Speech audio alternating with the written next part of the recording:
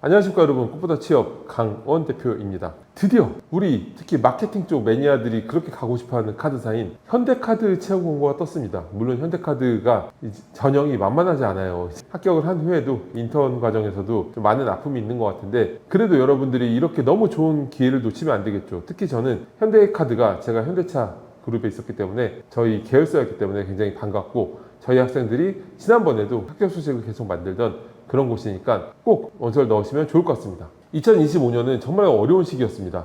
왜 이렇게 어려운 시기가 펼쳐졌고 대응 방안이 뭔지는 제가 위에 드리는 영상 링크 보시면 명확하게 아실 수 있을 거고요. 상담에 오시면 직무 설정, 방향성 설정, 내 스펙으로 어느 정도 기억할 수 있는지, 내 자소서 상태가 지금 얼마나 형편없는지, 그런 것들 제가 명확하게 말씀드릴 테니까 상담 오세요. 여러분들의 구독과 좋아요가 저한테 큰 힘이 되니까 구독, 좋아요 꼭 부탁드리겠습니다. 현대카드 어떤 기업일까요? 저도 이제 같은 그룹사였기 때문에 현대차 다닐 때 저희 사원증이 현대카드였어요. end포인트 뭐 많이 쓰진 못했지만 아무튼 현대카드는 2001년에 주 다이너스 카드를 인수하여 설립하였고, 2003년에 현대카드 M을 시작으로 고객 라이프 스타일에 따라서 브랜드를 확장한 알파벳 카드를 잇따라 출시하고, 업계 최초로 포인트를 새롭게 해석한 선할인 후 적립의 세이브 포인트를 출시해서 카드업계에서 인지도를 높여나갔죠. 현대카드가 이제 마케팅적으로 여러분들이 딱 봤을 때 와, 나도 저런 거 하고 싶어 할 만한 마케팅들을 많이 하는 곳이어서 아무래도 마케터를 꿈꾸는 친구들한테 인기가 굉장히 많죠. 현대카드는 알파벳과 숫자, 컬러의 세 가지 축으로 브랜드 포트폴리오를 완성한 것에 그치지 않고 챕터 2를 선보이면서 주력 상품 라인을 포인트와 할인으로 단순화해서 이제 복잡한 카드 시장에 변화를 일으켰습니다.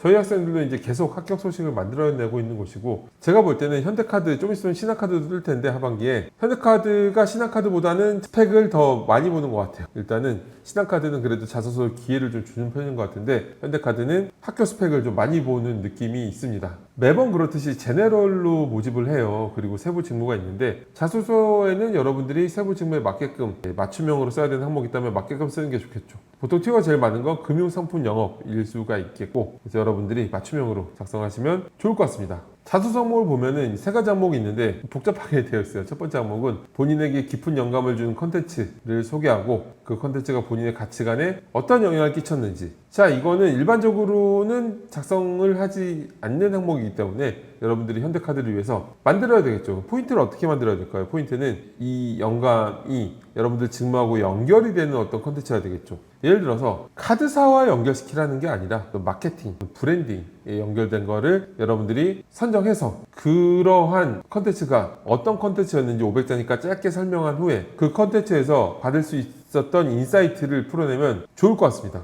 그런데 가치관이라고 되어 있으니까 분명히 어느 정도의 바운더리가 있어야 돼요. 이걸 너무 지엽적인 포인트로 갖고 오면은 가치관에 영향을 끼쳤다, 깊은 영감을 줬다라는 포인트에 안 맞게 되니까 소재 선정 자체도 굉장히 중요하겠죠. 자, 두 번째 항목은 잘 알지 못했던 분야에 호기심을 갖고 몰입했던 경험과 그 경험을 통해서 무엇을 배웠는지 작성하는 항목인데, 지금 자소서 항목을 2, 3번을 보면은 둘 다 경험 항목이잖아요. 경험 항목은 이제 두 종류로 나눌 수 있어요. 스토리 항목, 나라는 사람을 보여주는 항목이 있을 수 있고, 3번처럼 직무 경험, 직무 역량을 풀어내는 항목이 있을 수 있는데, 일단은 이번 항목 같은 경우는 스토리텔링을 하는 거겠죠. 이 두 가지 경험 항목의 구체적인 구분을 듣고 싶으시면 제가 위에 드리는 영상 링크를 명확하게 보시면 좋을 것 같고요. 자, 이번 항목은 스토리텔링을 하는 거라고 했잖아요. 스토리텔링은 뭘까요? 내가 어떤 사람인지를 보여주는 거기 때문에 이 안에 어떤 캐릭터가 녹아 있어야 돼요. 캐릭터를 녹아내는 데는 분명한 구조가 있습니다. 바로 상황을 제시하고, 500자의 상황 이전에 뭐 이런저런 구차한 얘기를 적는 거는 가독성만 떨어뜨리겠죠. 분량만 잡아먹고. 그리고 그 다음에 이 상황에서 어떤 문제가 발생해야 돼요. 이 문제는 굉장히 임팩트가 있고 명확해야 됩니다. 그리고 흡입력이 있어야 돼요. 왜냐하면 여러분들이 영화, 드라마, 웹툰 볼 때 주인공이 어떤 문제에 처했을 때, 시련에 처했을 때 그때 분명히 그 이야기에 몰입되게 되어 있거든요. 그래서 문제를 명확하게 풀어내야 되고, 그리고 그 문제를 해결하기 위해서 구체적으로 어떻게 했는지,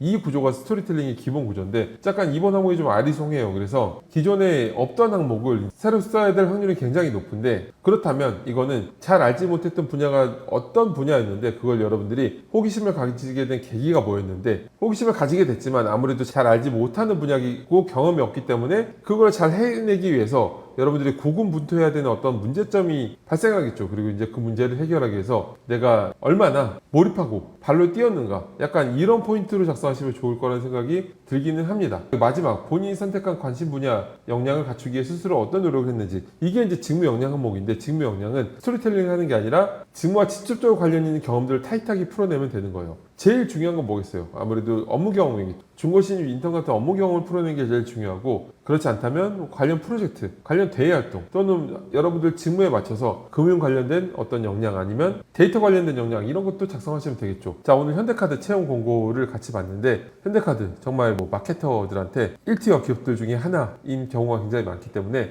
여러분들이 잘 준비하셔서 꼭 좋은 결과를 만들었으면 좋겠습니다. 전 이걸로 마치겠습니다. 감사합니다.